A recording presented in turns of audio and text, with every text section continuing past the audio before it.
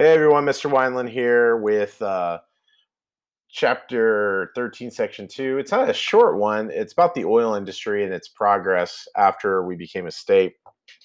Before we became a state in Oklahoma, oil was pretty, didn't really have much of a purpose. There really was no need for it. It had medicinal value to it, very minor during this time. We do see that it was mostly used for lubricant or fuel for lamps and lanterns.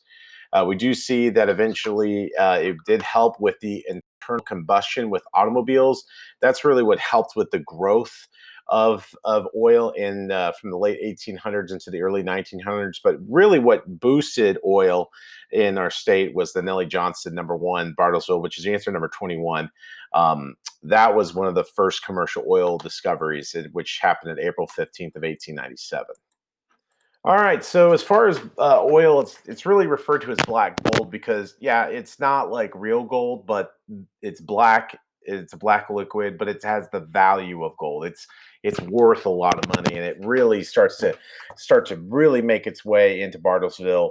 It gets too full there's so much oil bursting out of the Bartlesville oil that they can't put it in barrels.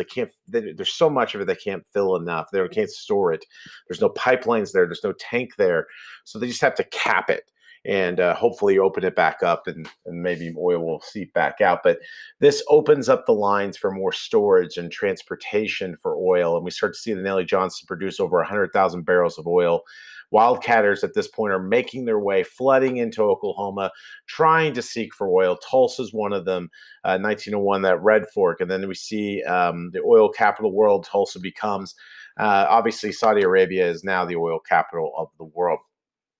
We do see a lot of workers moved into the region, brought boost into the economy. We see one of the first major oil fields in Oklahoma was Glenpool, south of Tulsa. There's the Glenpool community. It's pretty well known for its success in oil, but discovered in 1905.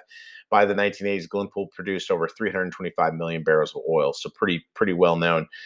Cushing Field was huge source of 300,000 barrels pushing the price down. We do see Cushing eventually is going to be the pipeline crossroads of the world. There's a lot of pipeline in Cushing. They manage a lot of oil and natural gas being pushed through these pipelines of 11 companies across here. Heddleton Oil Field also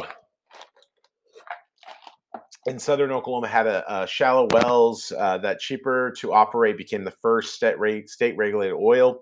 The first drilling equipment at Heddleton had to be hauled by a wagon from Ardmore to Waurika.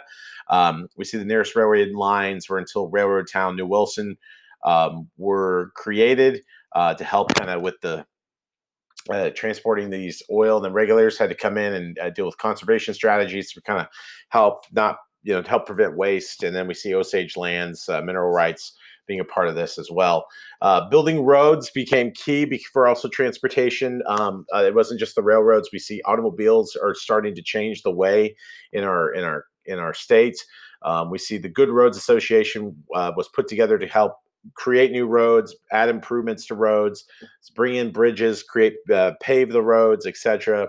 1909, first paved highway in Oklahoma was gravel road. In 1913, the first the first road plans, and most roads ran north-south with one running east-west. So that definitely plays a part. So you definitely want for number 18, if you need to pause, you want to write that down in blue. So north-south with one running east-west.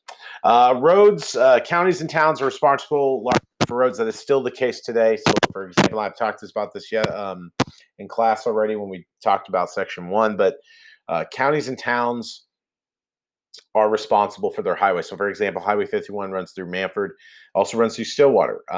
But Stillwater's in Payne County and Manford's in Creek County. So if Highway 51 needs to be repaired in Creek County, Payne County can't come in and say, "Hey, we're gonna fix Highway 51," and neither can the state. I mean, the state could come in. Yes, the state has some regulations; they have some ability to do that, but mostly they are going to leave it up to the counties to decide. And Creek County is responsible for Highway 51 that runs through Creek County.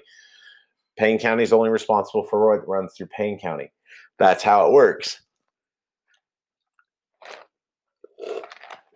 Taxes are levied for this. 3,000 miles of dirt roads in the mid 1920s. We see costs for fighting World War One definitely cut into the highway projects.